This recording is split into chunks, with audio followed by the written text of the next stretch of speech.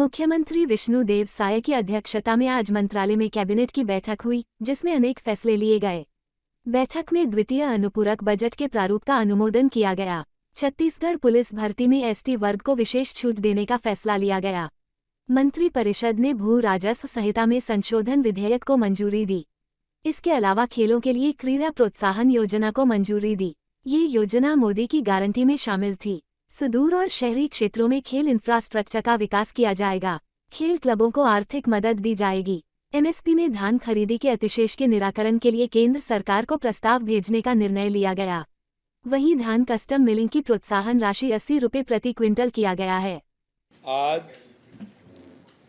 राज्य कैबिनेट की बैठक मुख्यमंत्री विष्णुदेव साय जी की अध्यक्षता में संपन्न हुई, जिसमें अनेक महत्वपूर्ण निर्णय लिए गए। मंत्रिपरिषद के द्वारा द्वितीय अनुपूरक अनुमान वर्ष 2024-25 का विधानसभा में उपस्थापन के लिए छत्तीसगढ़ विनियोग विधेयक 2024 के प्रारूप का अनुमोदन किया गया।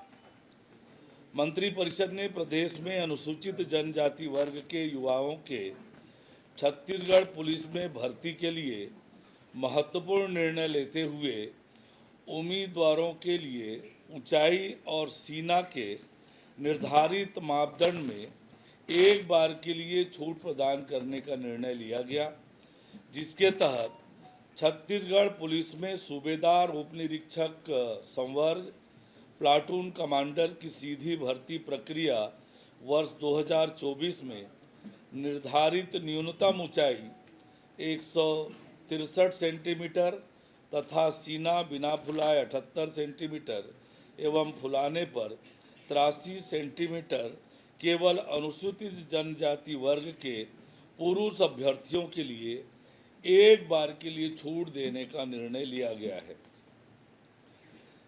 छत्तीसगढ़ राज्य में डेयरी उद्यमिता को प्रोत्साहन देने एवं दूध संकलन तथा प्रसंस्करण में वृद्धि हेतु राष्ट्रीय डेयरी विकास बोर्ड के साथ एमओयू करने का निर्णय लिया गया।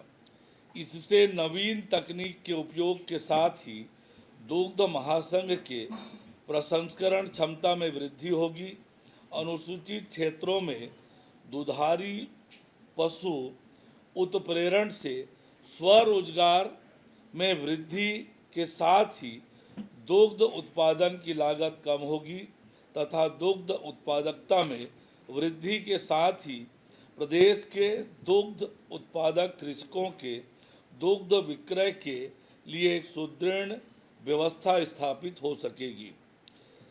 मंत्रिपरिषद द्वारा भू राजस्व संहिता 1959 में संशोधन बाबत छत्तीसगढ़ भू राजस्व संहिता संशोधन विधेयक 2024 के प्रारूप का अनुमोदन किया गया। साथ ही छत्तीसगढ़ अनधिकृत विकास का नियमितीकरण संशोधन विधेयक 2024 के प्रारूप का भी अनुमोदन किया गया। राजधानी रायपुर में 15 जनवरी से 15 फरवरी 2025 तक आयोजित ऑटो एक्सपो के दौरान वाहनों के लाइफ टाइम रोड टैक्स पर एक मुश्त 50% की छूट दिए जाने का निर्णय लिया गया तथा प्रदेश के सभी डीलरों को इस सुविधा का लाभ वाहन विक्रेताओं को दिलाने के निर्देश दिए गए हैं।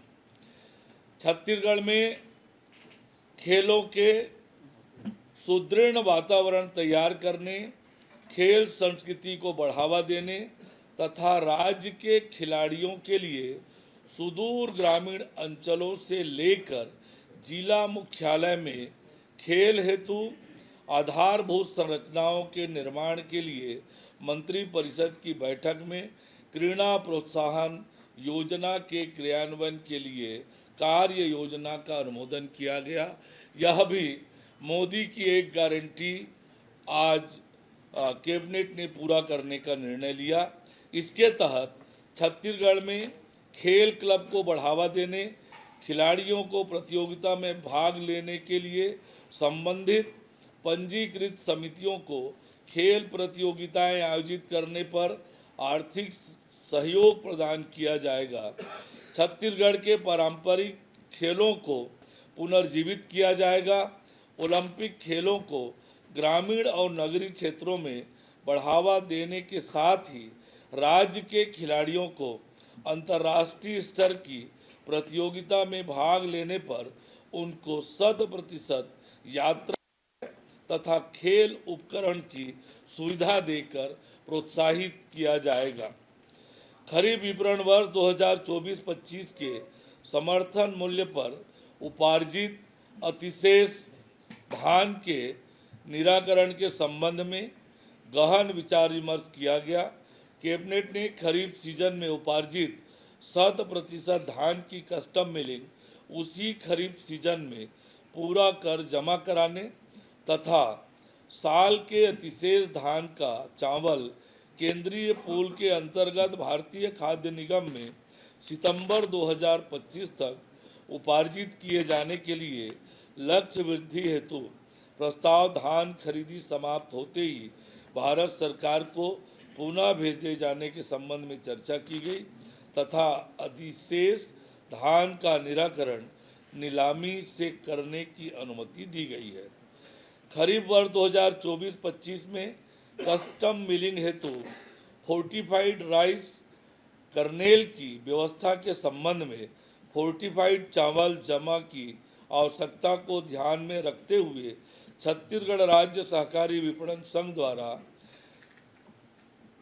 NAML के माध्यम से दर का निर्धारण पश्चात आपूर्ति प्रारंभ होने तक गत खरीफ विपणन वर्ष 23-24 अनुसार मिलरों द्वारा FRK निर्माताओं से भारत सरकार द्वारा निर्धारित दर के अधीन फोर्टिफाइड राइस कर्नेल क्रय कर फोर्टिफाइड चावल जमा किए जाने की अनुमति दी गई है। खरीफ विपणन वर्ष 2024-25 में समर्थन मूल्य पर उपार्जित धान की कस्टम मिलिंग प्रोत्साहन राशि 80 रुपये करने का निर्णय लिया गया। खरीफ विपणन वर्ष 23-24 में राइस मिलरों को लंबित प्रोत्साहन राशि की प्रथम किस्त प्रदान किए जाने का निर्णय लिया गया। छत्तीसगढ़ पंचायत राज अधिनियम 1993, छत्तीसगढ़ नगर पालिका निगम अधिनियम 1956, छत्तीसगढ़ नगर पालिका अधिनियम 1961, विधेयक 2000